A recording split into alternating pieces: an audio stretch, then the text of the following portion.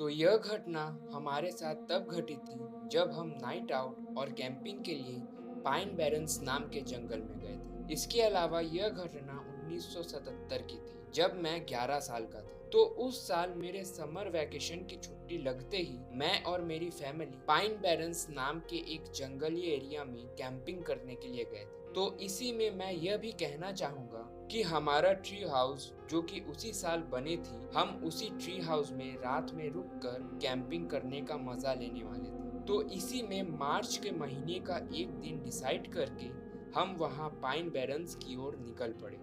क्योंकि गर्मी बहुत ज्यादा थी, इसलिए जब हम शाम के समय जंगल के एरिया में घुसे तो हमें काफी रिलीफ मिला। चारों ओर घने जंगल और वहाँ के पेड़ों की छाया हमें काफी रिलीफ दे रही थी। खैर जो भी हो, तो इसी बीच गाड़ी में चलते चलते हम करीब 4 बजे उस जगह पहुंच गए जहां से हम जंगल के अंदर जाकर कैंपिंग करने वाले थे। तो इसी में हम सभी अपना अपना सामान लेकर उस ओर चल दिए। सबसे आगे मैं और मेरा पालतू कुत्ता टाइगर, फिर मेरा बड़ा भाई और मेरी मम्मी, और सबसे आखिर में मेरे पापा। तो मुझे वह जंगल काफी अच्छा लग रहा था। शांत माहौल, चारों ओर हरियाली और ठंडी ठंडी हवाएं। पर पता नहीं क्यों मेरे भाई को यह सब कुछ अजीब लग रहा था। वह बार बार एक ही बात बोल रहा था कि वहाँ कुछ भयानक जरूर है। तो इसी में कुछ देर चलने के बाद ही हम उस जगह पर पहुंच गए जहां पर हम कैंपिंग करने वाले थे। तो इसी में वहां पहुंचकर हम सभी वहां कैंप फायर जलाने का इंतजाम करने लगे।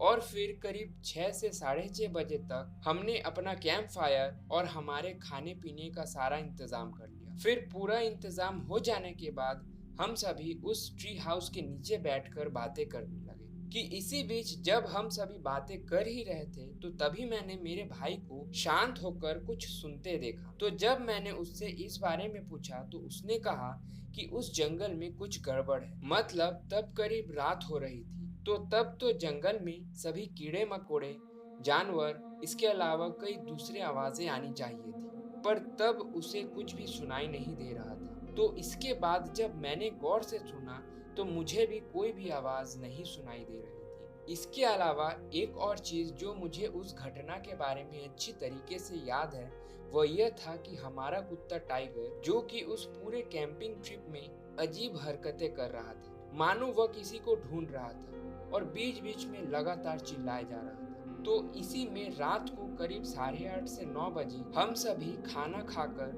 ऊपर हमारे ट्री हाउस में सोने चले गए। और नीचे टाइगर को दूसरे जंगली जानवरों से सेफ्टी के लिए हमने कैंप फायर को अच्छी तरीके से जलाया था ताकि वह पूरी रात जलती रहे। तो इसके बाद हम सभी सो गए। कि इसी बीच रात को पता नहीं तब कितना बज रहा होगा, मेरी नींद एक अजीब सी आवाज के कारण खुल गई। तो इसी में जब मैंने उस आवाज को गौर से सुना तो वह आवाज हमारे ही ट्री हाउस के नीचे से आ रही थी। तो इसी में जब मैंने नीचे थोड़ा झुककर देखा तो मैं बहुत ज्यादा डर गया, क्योंकि तब मुझे नीचे खूब अंधेरा दिख रहा था और इसके अलावा टाइगर भी लगातार चिल्लाया जा रहा था।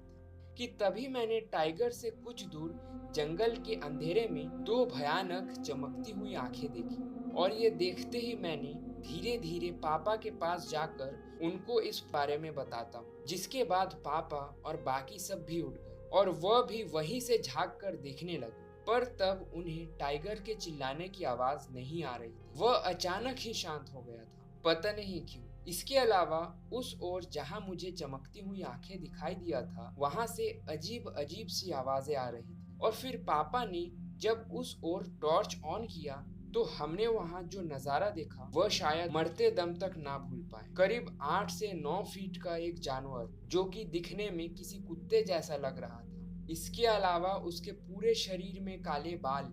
वह वहीं एक पेड़ के पास किसी इंसान के जैसे दो पैरों पर खड़े होकर हमारे टाइगर को खा रहा था।